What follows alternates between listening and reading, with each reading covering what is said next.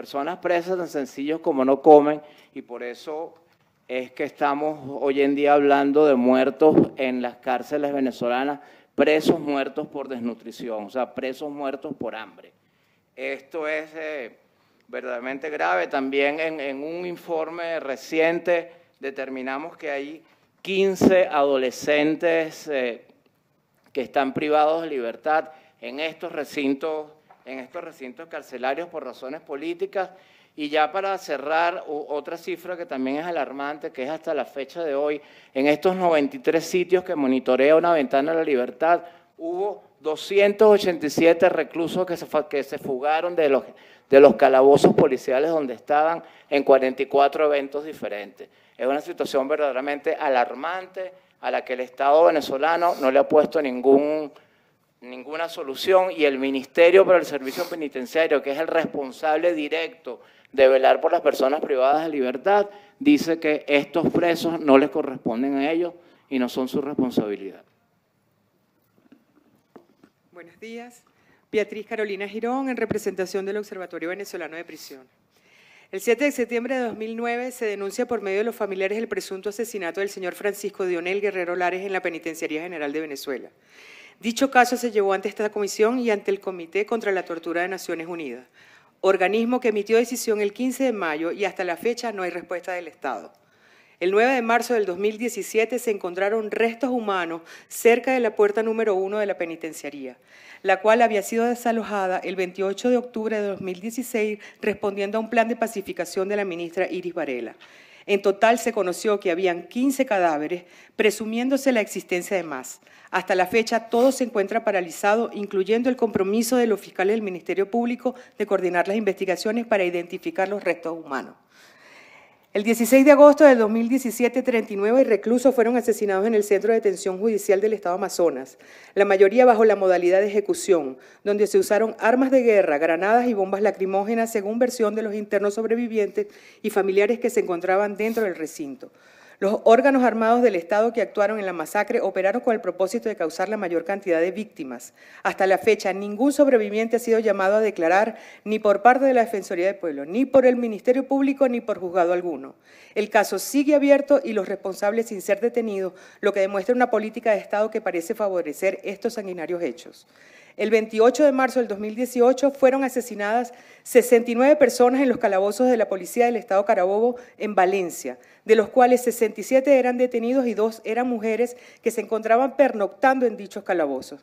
Según testimonios recolectados por el OVP, los funcionarios habrían iniciado los hechos por sus exigencias de cobro a la población detenida por determinadas concesiones que se les permitían, y en particular por la instalación de un equipo de aire acondicionado. Ante la resistencia de los internos, habrían lanzado al lugar bombas lacrimógenas, disparado perdigones, rociado con gasolinas y encendido una colchoneta que los internos utilizaban para evitar ser alcanzados por los perdigones. Hasta la fecha han sido detenidos 5 efectivos de la Policía del Estado Carabobo y el caso continúa abierto a investigaciones por el Ministerio Público. Ante tales hechos, solicitamos que los responsables sean localizados y puestos a la orden de la justicia. Un informe de la situación penitenciaria en Venezuela que incluye a los presos sociales, los presos políticos, los recintos penitenciarios y los calabozos policiales, y que no se repitan estas atrocidades en los calabozos y centros penitenciarios de Venezuela. Buenos días. Luis Betancourt, Foro Penal. Nuestra organización ha desarrollado un criterio para que una persona sea considerada preso político y deben cumplirse 4 circunstancias. Primero, que la persona haya sido privada de su libertad sin cometer un crimen en flagrancia o sin ninguna orden judicial previa. Segundo, que la privación de la libertad ocurra por razones puramente políticas. Tercero, que su detención se haya realizado o se mantenga en violación a los estándares internacionales. Y cuarto, que el detenido no haya promovido ni usado la violencia de ninguna manera. Basado en esta descripción, desde el año 2014 hasta la fecha, Foro Penal ha registrado 12.480 arrestos arbitrarios en todo el país, demostrando un patrón sistemático y generalizado, lo que se traduce en un aproximado de 50 personas detenidas arbitrariamente cada mes y otras 50 liberadas. Esto lo denominamos nosotros efecto de puerta giratoria. De ellos, un total de 1.551 se han convertido en presos políticos, 236 están hoy tras las rejas, 7.336 de los detenidos y liberados siguen sujetos a restricciones arbitrarias a su libertad a través de medidas cautelares. Al menos 810 civiles han sido privados de libertad a través de tribunales militares. 72 de ellos todavía siguen en prisión. La práctica de utilizar tribunales militares contra civiles violenta el principio de juez natural y evidencia la falta de independencia y autonomía del Poder Judicial. Prueba de esto es la reciente declaración de la jueza militar Luz Mariela Santa Fe Acevedo, quien desde el exilio manifestó que no había autonomía, pues ellos, cuando tomaban una decisión, era porque recibían una orden. Julio Enríquez, Foro Penal. Este patrón sistemático del que hablaba Luis Betancourt, desde 2014, tiene una reciente variación agravante: la detención con fines extorsivos de personas cercanas a ciudadanos requeridos por el gobierno. Ariana Granadillo, una estudiante de medicina de 21 años, sufrió una desaparición forzada en mayo de 2018 y luego de aparecer denunció haber sufrido abusos sexuales. Su tío es requerido por autoridades gubernamentales. Fue detenida nuevamente el 24 de junio y juzgada en tribunales militares, siendo civil.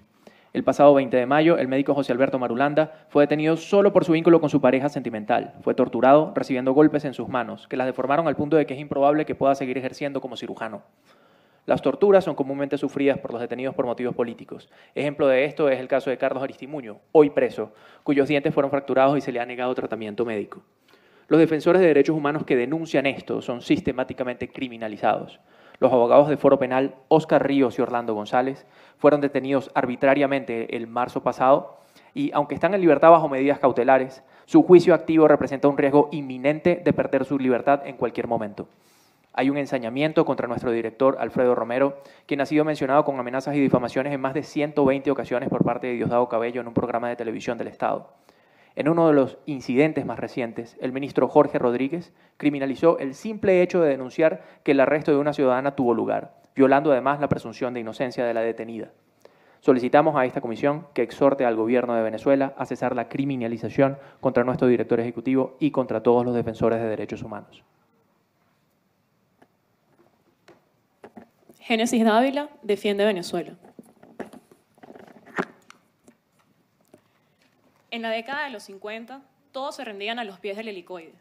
El poeta Pablo Neruda dijo: "Esta es una de las creaciones más exquisitas brotadas de la mente de un arquitecto".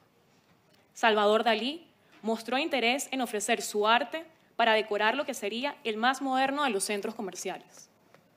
60 años después, aquel símbolo de progreso y vanguardia quedó convertido en un centro de torturas, la prisión política de Venezuela hoy. La historia generalmente comienza con actos de hostigamiento y persecución en contra de aquellos que se atreven a disentir públicamente del gobierno. Continúa con una captura generalmente arbitraria, en donde funcionarios sin uniforme, sin identificación ni orden de captura y además sin acto de flagrancia, capturan a quien tienen en la mira. Luego, el camino comienza a confundirse entre lo que pudiera ser una desaparición forzosa, una privación ilegítima de libertad y, en ocasiones, incluso secuestros. Pasan los días y los familiares de las víctimas van peregrinando de centro de penitenciario en centro penitenciario, hasta que finalmente se confirma que su familiar está en este recinto. A partir de entonces, les permiten que lleven alimentos en envases plásticos y después estos envases plásticos son utilizados para que puedan defecar. Mientras tanto, lo que se vive dentro es una serie de torturas, tratos crueles, inhumanos y degradantes, por parte de quienes se suponen tienen un compromiso de garante especial frente a quienes están detenidos en este centro.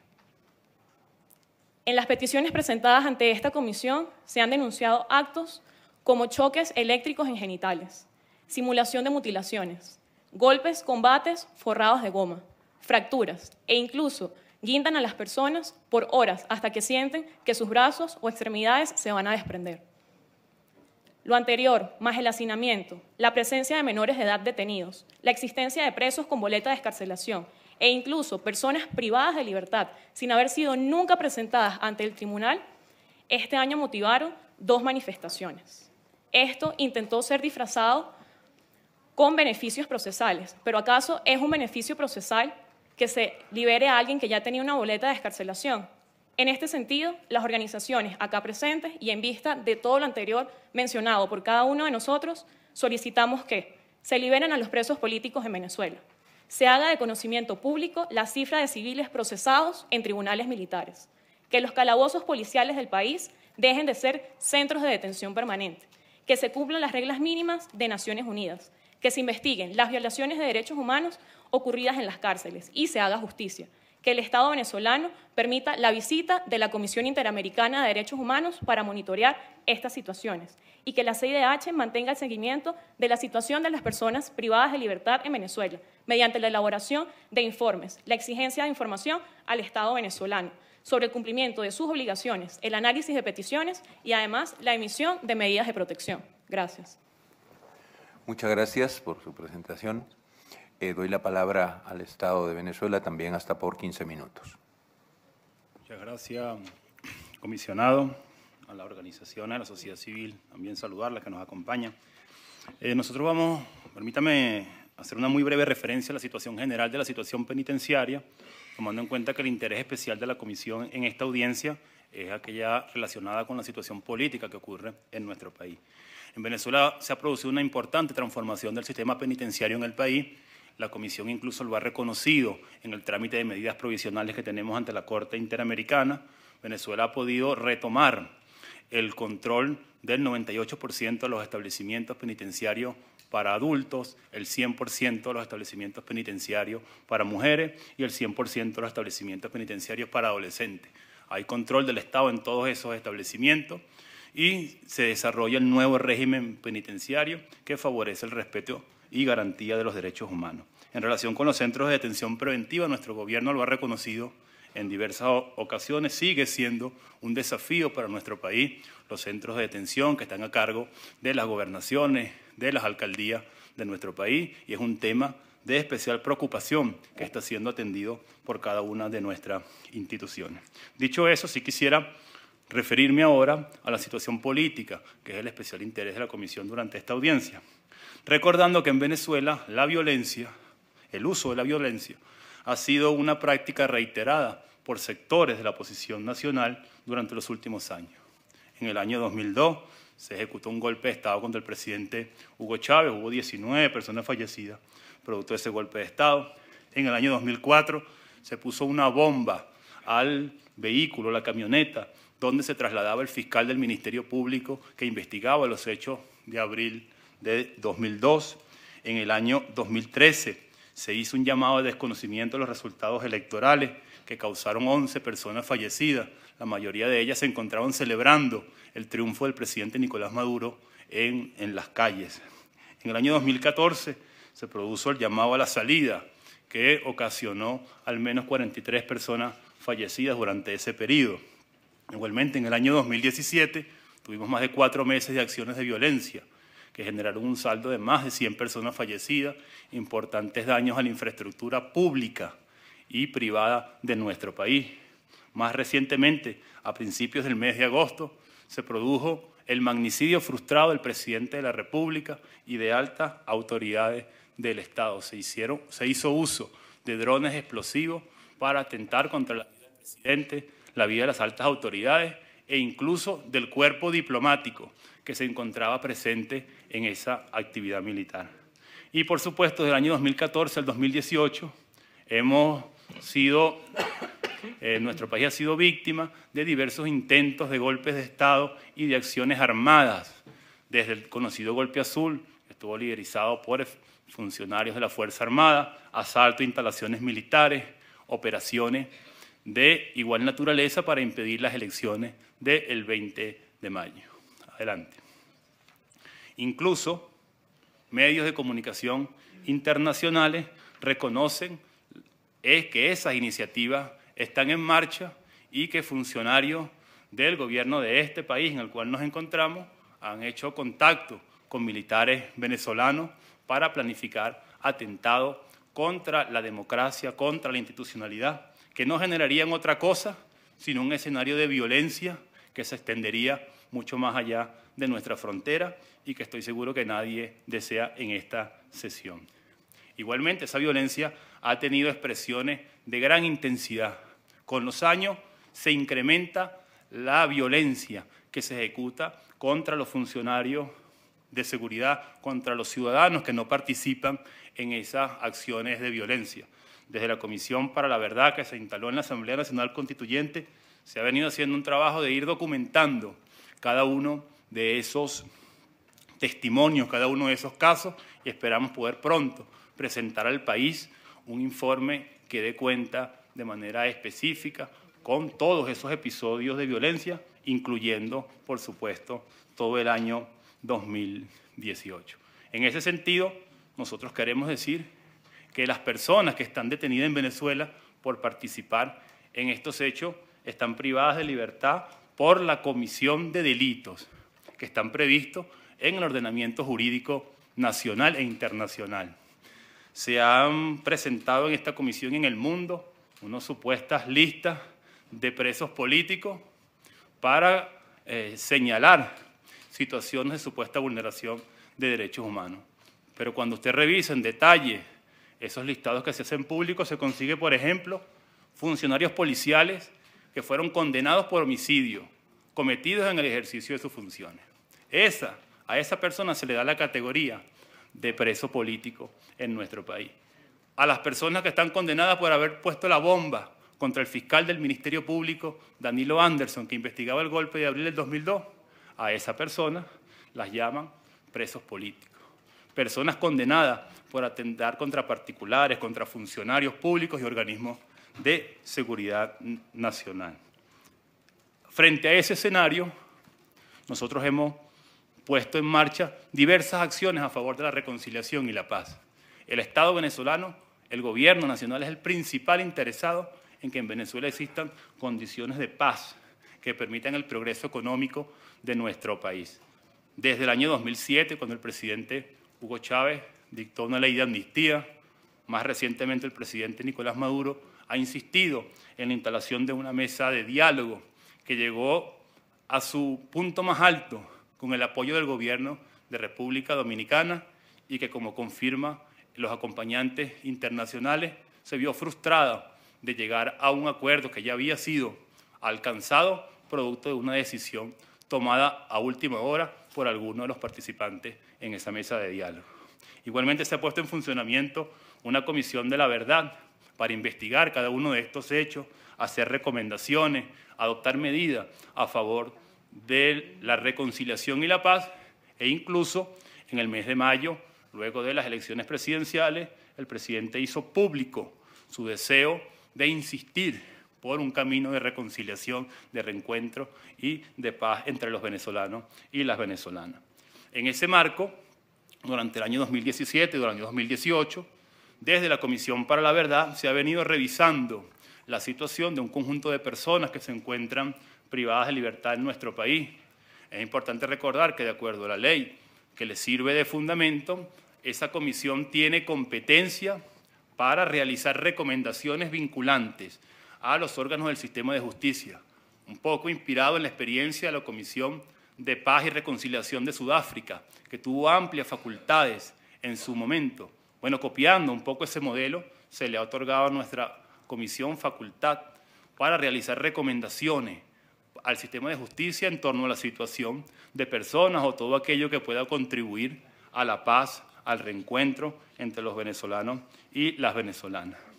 En ese contexto, se trabajó en la revisión de las causas penales de un grupo significativo de personas, se hizo el análisis de las solicitudes presentadas por familiares y abogados, todos ellos acudieron a la comisión, pidieron que la comisión interviniera, revisara los casos de su familiar, de su detenido, y también se realizaron entrevistas en cada uno de los centros con privados y privadas de libertad. ¿Eso qué permitió? Eso permitió que durante el año 2017 y 2018, 192 personas recibieran medidas sustitutivas a la privación de libertad como resultado de recomendaciones de la Comisión para la Verdad. De las personas que tenían medidas privativas de libertad y recibieron medidas cautelares sustitutivas. 69 de esas personas recibieron estas medidas en diciembre del año 2017 y más recientemente en junio de este año 2018, 123 personas privadas de libertad recibieron medidas cautelares sustitutivas, gracias a las recomendaciones de la Comisión para la Verdad. Y ese es un dato muy importante. Dentro de ese grupo se incluye a 10 personas que bien eran beneficiarias de medidas cautelares de la Comisión Interamericana o eran solicitantes de medidas cautelares. Y se encontraban, por supuesto, privadas de libertad y bueno, recibieron estos beneficios de esta naturaleza. Esta es una acción que, por cierto, desde nuestra óptica, no ha sido valorada por la Comisión. Porque cuando en Venezuela se detiene a una persona con cierto renombre, se hacen pronunciamientos públicos. Pero en este caso fueron 123 personas en un periodo de 6 meses y no ha podido ser valorado un hecho de tanta trascendencia, de tanta importancia para la reconciliación y el reencuentro en nuestro país. Adicionalmente, debemos decir que en nuestro país el Estado garantiza los derechos humanos de los privados de libertad y tiene toda una institucionalidad que trabaja para ello. Por ejemplo, aquí solamente le traje los datos del total de evaluaciones y controles médicos que se realizan en los 3 establecimientos militares, donde están todas esas personas que han sido procesadas, han sido condenadas por participar en los diversos atentados contra la institucionalidad, por participar en los diversos intentos de golpe de Estado que se han desarrollado en Venezuela, tanto en Miranda, que es el conocido Senapromilo, Ramo Verde, como en Táchira, conocida Santa Ana, o en el estado Monaga, hay dentro del establecimiento o en su cercanía espacios que permiten la garantía de los derechos de los privados de libertad. Ahí traemos algunas fotografías que la Comisión puede observar, estas fotografías relacionadas con la situación de los que están en los establecimientos militares, los militares que están allí detenidos. Y también esto aplica para centros, por ejemplo, como es el Servicio Bolivariano de Inteligencia Nacional, donde también hay acciones que permiten y respetan el disfrute de los derechos humanos. Le traje esa fotografía, la anterior, que es un caso que ha sido de interés de la Comisión. Este es el caso del señor Juan Requesens, que fue detenido luego de que uno de los partícipes del golpe, del magnicidio frustrado, del presidente, lo señalara de haber cooperado con la entrada y salida del país hacia Colombia del grupo que ejecutó la acción de violencia. Está siendo procesado, se encuentra en el SEBIN, ustedes pueden ver allí cómo se permite y se garantiza las condiciones de esparcimiento, de visita familiar y todas las acciones que permiten el respeto de sus derechos humanos. Está recibiendo atención médica y un resultado de un examen que han sido realizados. Como ustedes pueden ver ahí hay evidencia incontrastable del respeto a los derechos humanos de este caso. Y yo, con el tiempo que me queda, quisiera dejar a la Comisión con un video que nos hizo llegar uno de los familiares de las personas fallecidas en esos hechos de violencia en el país.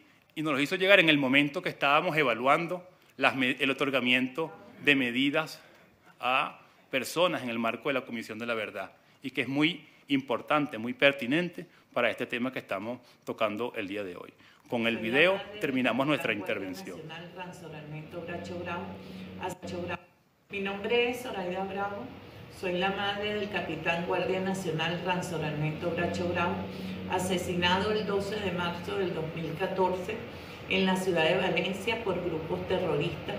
Mi hijo se encontraba en cumplimiento de su deber cuando fueron al sitio a intentar que estos grupos no incendiaran una estación de gasolina.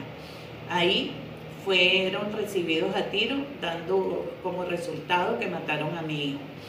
De la muerte de mi hijo están involucrados 4 personas, de ellas hay 2 detenidos, el señor Antonio Galvis y el señor Juan David Colete, que se encuentran detenidos en estos momentos imputados por el asesinato de mi hijo. Resulta que estos señores se encuentran en una lista de presos políticos y están pidiendo su liberación.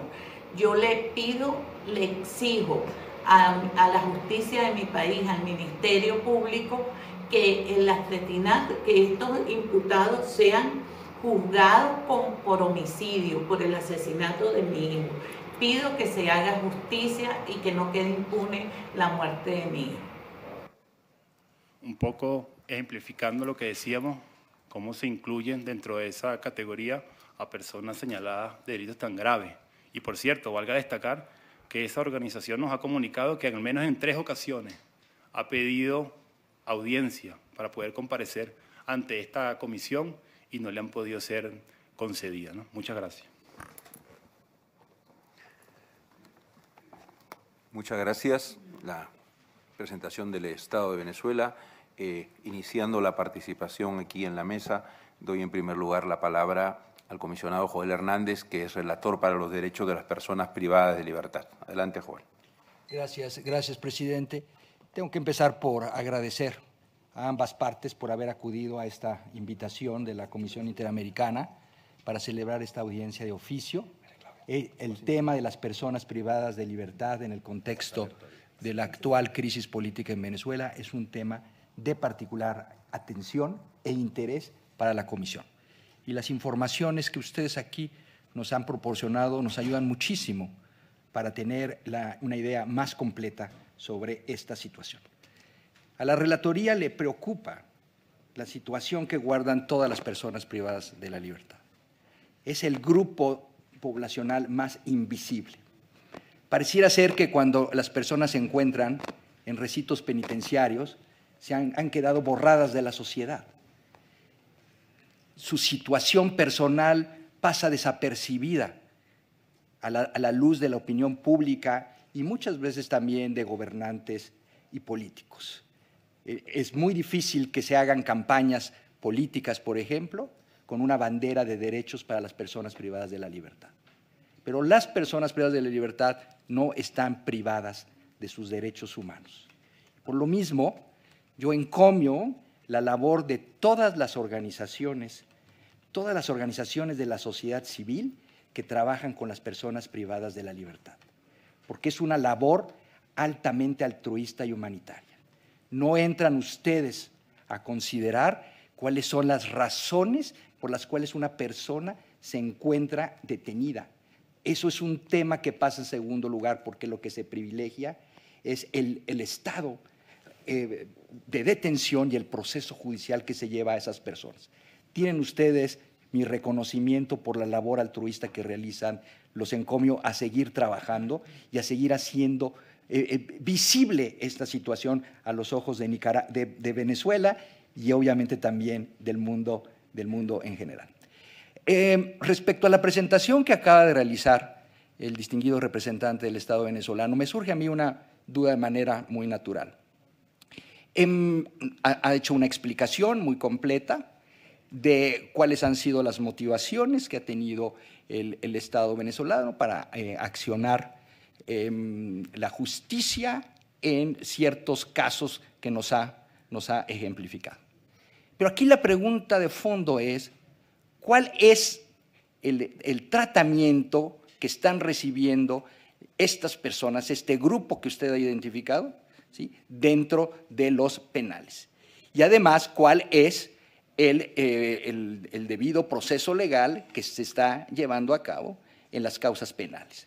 Porque aquí lo que me preocupa es que exista un abuso del derecho penal. Y en la medida en la que no se cumplan con las garantías mínimas del tratamiento de las personas detenidas, entonces pareciera ser que están siendo precisamente objeto de un abuso del derecho penal y de una criminalización por las acciones que realizaron más allá de la racionalidad de la ley. Entonces, esa es la parte que me preocupa a mí después de haber escuchado esa presentación.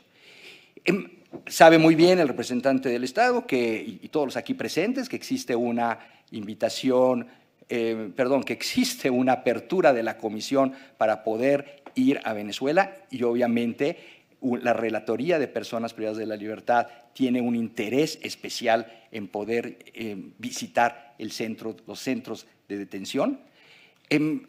Pero en ausencia de una invitación, mi siguiente pregunta tiene que ver con los mecanismos de monitoreo. Precisamente el hecho de que las personas privadas de la libertad se encuentran invisibilizadas hace necesario dos cosas. Uno, la transparencia, y dos, los mecanismos de visita nacionales o internacionales. Y solamente de esta manera podemos entonces nosotros corroborar cuál es el estado que guardan las personas privadas de la libertad. Hago una exhortación al Estado venezolano para que ratifique el protocolo facultativo de la Convención contra la Tortura y que permita entonces el establecimiento de un mecanismo nacional de prevención contra la tortura. Y como sucede en muchos estados partes de este protocolo facultativo, entonces son los propios mecanismos nacionales los que van a las prisiones y pueden llevar a cabo la verificación de las condiciones que guardan. Entonces, en este mismo sentido, esta transparencia que se requiere nos obliga a preguntarnos, por ejemplo, datos muy específicos que aquí se han mencionado. ¿Cuáles son el número de personas civiles que se encuentran en tribunales militares? ¿Cuál es el estado que guardan esos procesos? ¿Cuáles son, por ejemplo, el promedio de personas que se encuentran en prisión preventiva? Son del tipo de datos que creo que debían de ser transparentados. Tal vez el espacio de esta audiencia no permite contar toda esa información, pero desde luego, más allá de estar abiertos a recibir la información, reitero una vez más, que la visita de mecanismos internacionales y nacionales a los centros de detención sería de gran utilidad. Termino, señor presidente, con un último punto. Desde luego que reconocemos el cumplimiento a medidas cautelares por parte del Estado de Venezuela, el hecho de que hayan sido liberadas 10 personas que sean beneficiarias o solicitantes de medidas cautelares es un hecho que reconocemos y en ese mismo sentido exhortamos al Estado de Venezuela a seguir dando la debida consideración a las medidas cautelares que se dicten en torno a las personas privadas de la libertad en Venezuela. Gracias. Muchas gracias, Joel. Antes de dar la palabra a mis colegas, como relator de país quisiera hacer algunos comentarios. Una de las grandes dificultades que existen por el impedimento de visita o de presencia física de la Comisión a Venezuela es que la Comisión solo se puede nutrir de la información que recibe de las organizaciones o del propio Estado o que se presenta en este tipo de audiencias o que se analiza en reuniones de trabajo de seguimientos de medidas cautelares, por ejemplo. Pero en verdad, lo he conversado como relator, lo compartimos con mis colegas.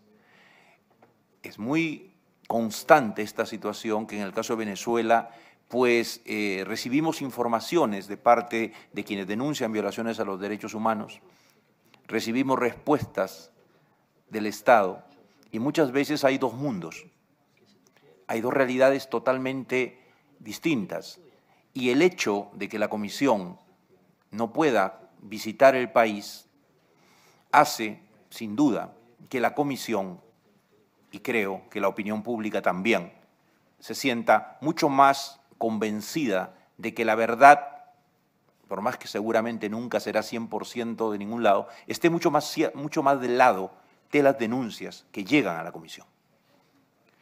Por eso, retomando algo que ha planteado el comisionado Joel Hernández, ya que estamos hablando del tema de personas privadas de libertad, sobre el cual quiero hacer un comentario adicional, creo que puede ser muy importante que, más allá esta situación ante denuncias como torturas, como condiciones carcelarias de hacinamiento, de celdas estrechas, impedimento de acceso a patio o a sol, que el Estado muestra fotografías en sentido contrario, o de que el tener que realizar necesidades fisiológicas por falta de baño, utilizando algún tipo de implementos dentro de la misma celda, en fin, ante todo este tipo de hechos que también los recibimos en medidas cautelares, o de personas que requieren o reclaman tratamientos médicos o acceso a sus medicamentos. Creo que sería muy importante que el Estado, mientras la Comisión no pueda ir al país, aspiración a la que no renunciamos, pudiera presentar casualmente resultados de visitas de organizaciones internacionales, por ejemplo, a centros de detención, para contar con informaciones imparciales que den cuenta de las situaciones que allí existan. Lo mismo con el uso de la tecnología, que pudiéramos tener ocasión en estas audiencias o en una reunión de trabajo que son privadas, al ver el seguimiento de una medida cautelar, que el Estado facilitara, el propio Estado, acceso a un contacto, por lo menos a través de mecanismos de comunicación como el Skype o cualquier otro medio, en los propios recintos, en los propios lugares, con los propios beneficiarios de medidas cautelares.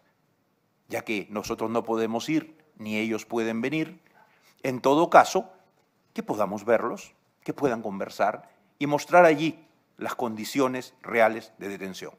Adelanto que nosotros vamos a hacer ese tipo de solicitudes en casos concretos, para salir un poco de este entrampamiento donde recibimos informaciones tan contradictorias y como estamos hablando del derecho de personas que están privadas de libertad, tenemos legítimo derecho a estar preocupados.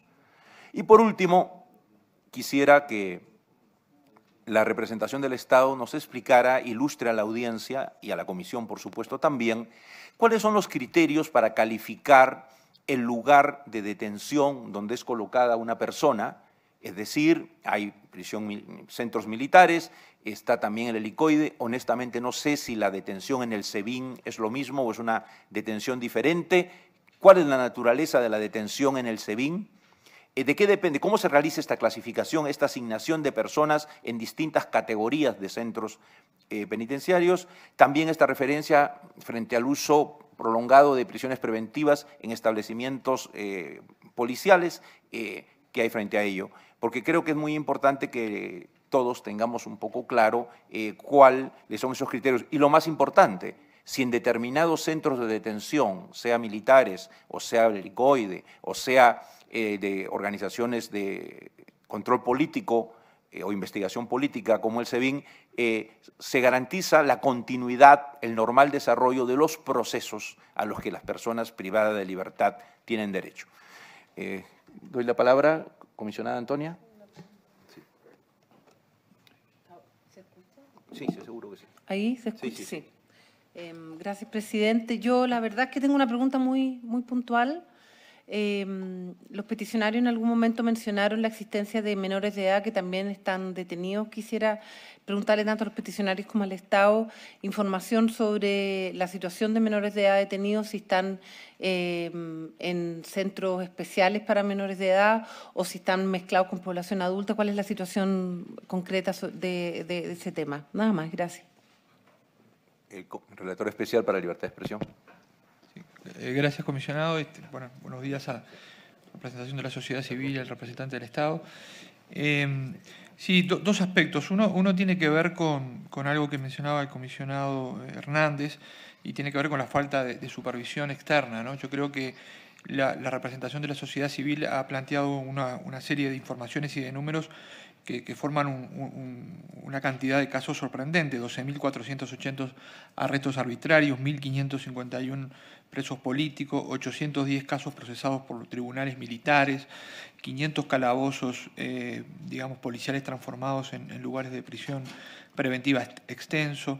Entonces, Y la respuesta del Estado ha sido selectiva, se nos ha mencionado algunos casos de liberaciones, algunos casos puntuales que no considera que son presos políticos, lo cual puede ser, sería bueno tener información desagregada, pero entonces, digamos, ¿qué respuesta hay integral a este planteo conjunto que hace la sociedad civil con números claros y contundentes?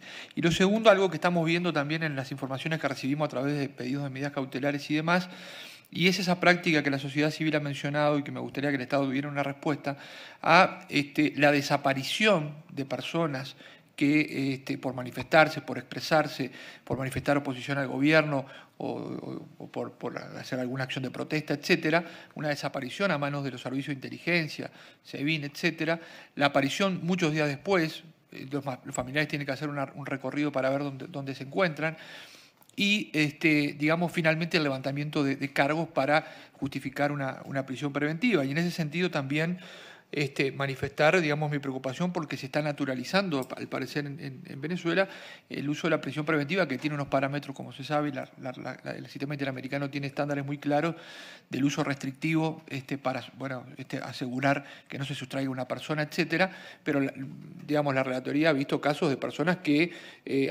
publican un video satírico o publican una crítica o comparten una información de interés público y están detenidos. Entonces, ¿cuál es la respuesta del Estado a esta práctica que, digamos, prima facie violenta todos los estándares en materia de prisión preventiva, de libertad de expresión, de garantías judiciales, etcétera?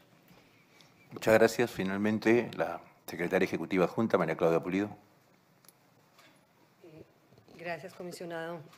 Sí, solamente una pregunta muy puntual de carácter técnica para la ilustre representación del Estado, que tiene que ver con la situación de las personas detenidas en centros de detención preventiva, comisarías o calabozos policiales. Como hay determinados elementos que son obligaciones básicas que tiene el Estado para proveer a toda persona detenida bajo su custodia, bajo su jurisdicción. ¿Cuál es el régimen de detención, horas de encierro, horas al aire libre, acceso al sol?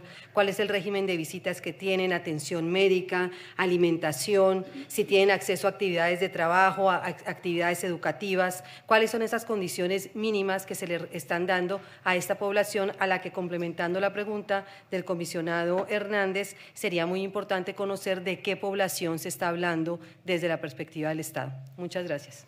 Muchas gracias. Entonces, en atención al tiempo, voy a dar la palabra a cada una de las partes hasta por 5 minutos. Adelante. Puntualmente, yo creo que el Estado no puede esquivar su responsabilidad en relación a los casos de detención preventiva que no están bajo la responsabilidad del Gobierno Nacional. Y tiene la responsabilidad de atender esos casos, y en otras ocasiones lo ha dicho. Aprovechando que ha mencionado mucho el tema de la Comisión de la Verdad, en la línea del acceso a la información sería importante individualizar todos los casos que usted señaló y dónde están los responsables, víctima y victimario, y los procesos judiciales.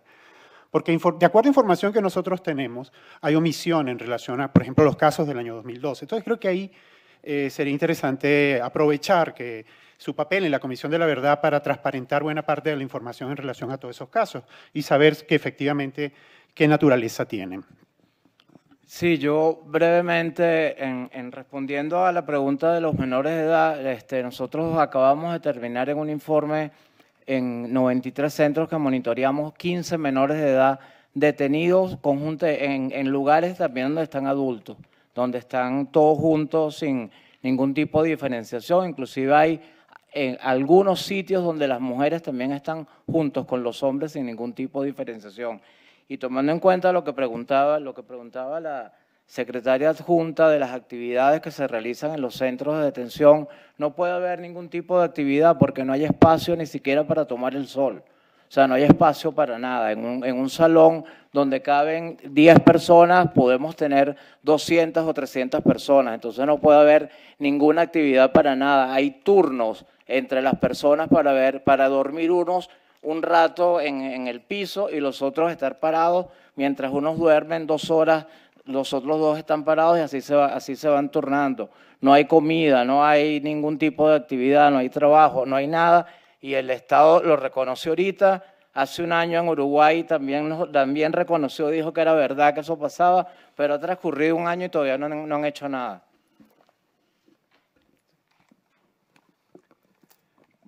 Bueno, una petición que quisiéramos hacer es que se le permita a la comisión tener acceso a los expedientes de personas que están detenidas desde 2014 y que aún hoy en día todavía no se les ha ejercido juicio oral. Una de las cosas que vemos como práctica de parte del gobierno es el uso de la prisión, del proceso penal como condena.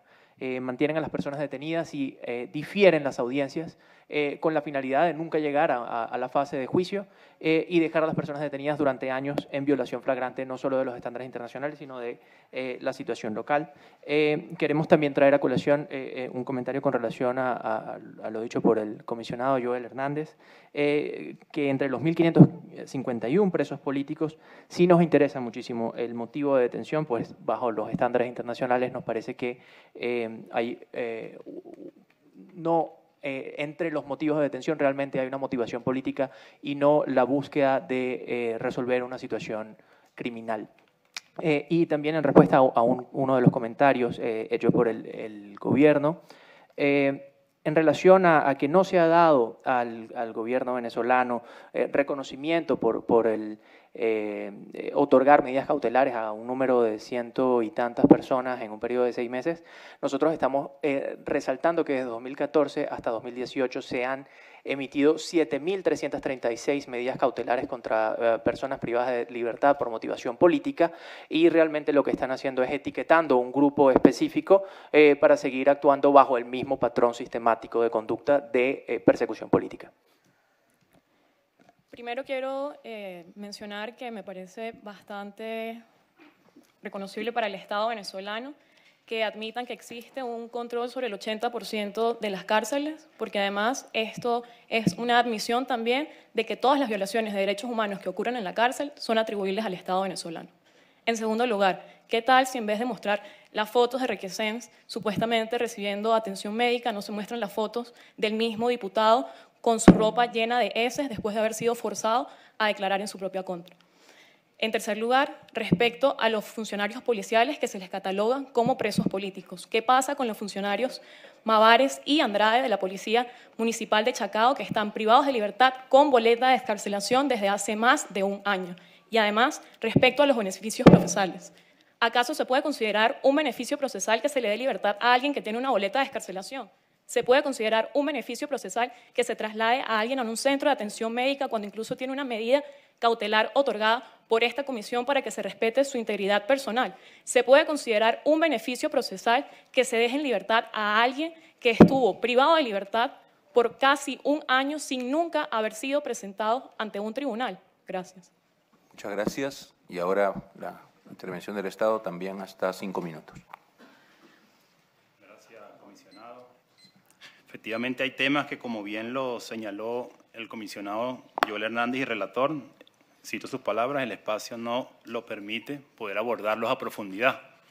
Requeriríamos muchísimo más tiempo para ir al detalle de todos los temas que se nos han venido planteando. Sí quisiera destacar que en relación con los mecanismos de monitoreo, Venezuela tiene una institucionalidad que ejerce monitoreo sobre la situación de las personas privadas de libertad.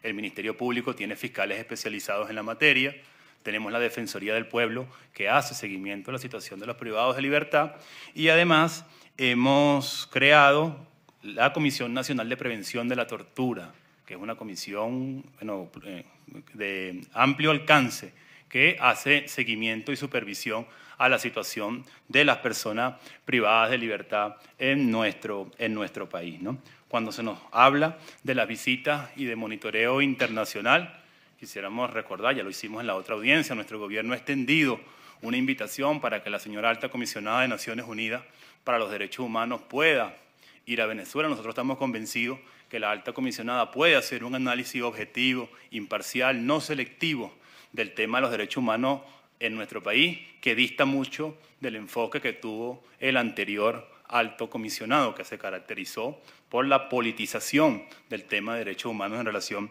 con nuestro país. Y además, ya que hay tanto interés por la visita de mecanismos internacionales, informamos a la comisión que en el año 2017 estuvo en nuestro país un experto independiente de Naciones Unidas, que presentó recientemente su informe ante el Consejo de Derechos Humanos. Si tanta credibilidad tienen esos mecanismos de visita internacional, nosotros invitamos a la Comisión a que pueda utilizar el informe del señor Alfred de Saya, experto independiente de Naciones Unidas, como una fuente de información para sus documentos. Un experto internacional estuvo en el país, se presume, ¿no? Deberíamos presumir, comisionado, que tiene la credibilidad suficiente para ser aceptado por todos y por todas, ¿no? La situación de las personas, situación de menores de edad detenidos, quisiera aclarar que a diferencia de lo que pudiera ocurrir en otros países, sobre todo luego del reciente informe publicado por la Comisión, en Venezuela eso no es una práctica, no es una política. Le pido a los peticionarios que nos hagan llegar los casos para atenderlos de inmediato y proceder a adoptar las medidas que correspondan en cada uno de esos asuntos. Aquí lo que ocurre, comisionado, en atención a su referencia a los dos mundos, es que a veces una cosa es lo que ocurre en la realidad en Venezuela y luego otro lo que se dice y se denuncia para abonar en esas campañas de carácter político que se desarrollan contra nuestro país. Yo, al igual que lo hicimos la primera vez, quiero dejarles con un video que es esas realidades, ¿no?, de lo que se denuncia en los medios de comunicación social y lo que se dice allá de manera concreta cuando son entrevistados por nuestras autoridades. Sin ningún tipo de rencor ni a la institución, ni a ustedes a lo personal. Me voy tranquilo, me voy sin ningún tipo de rencor ni a la institución, ni a ustedes a lo personal. Gracias por, de una u otra manera, las condiciones en las que estuve, que tampoco fueron extremas, ¿no? A pesar de muchas cosas que no deben ser, en lo personal hacia Vilca como ser humano hubo respeto, y eso lo voy a reconocer aquí y en todos lados. Se trata de una persona que estaba detenida en la sede del SEBIN, y ahí ustedes lo pudieron oír directamente, el comisionado quería oírlos directamente, ahí está. Reconoce que hacia él hubo respeto y que lo reconocería allí y donde fuera necesario. Muchas gracias. Por favor. Porque estamos haciendo un esfuerzo por mantener en temas sensibles una tranquilidad de escuchar, por favor. Bueno, en verdad el tiempo ya se ha cumplido virtualmente, sí. Quedan unos 30 segundos, si quiere usarlos. Sí, solamente pudiéramos plantearle también, lo hemos hecho también en la Corte Interamericana. Nosotros hemos instalado para el monitoreo de los centros penitenciarios del país, bajo la responsabilidad del Ministerio, una sala de comando y control, donde se puede hacer monitoreo permanente de todos esos centros. Pudiéramos coordinar con la Comisión Interamericana para que se haga una especie de videoconferencia y ustedes puedan conocer ese espacio tan importante que nos permite mejorar el monitoreo y supervisión de los centros penitenciarios en nuestro país. Un monitoreo desde la sede de la Comisión en contacto con nuestro establecimiento que tenemos en la ciudad de Caracas. Gracias. Pues muy bien, ojalá que así se pueda hacer mientras no podamos ir. Solamente aclarar algo, ¿no? Si una organización tiene legitimidad en la defensa de los derechos en el continente, es la Comisión Interamericana de Derechos Humanos. Esta audiencia ha concluido. Muchas gracias.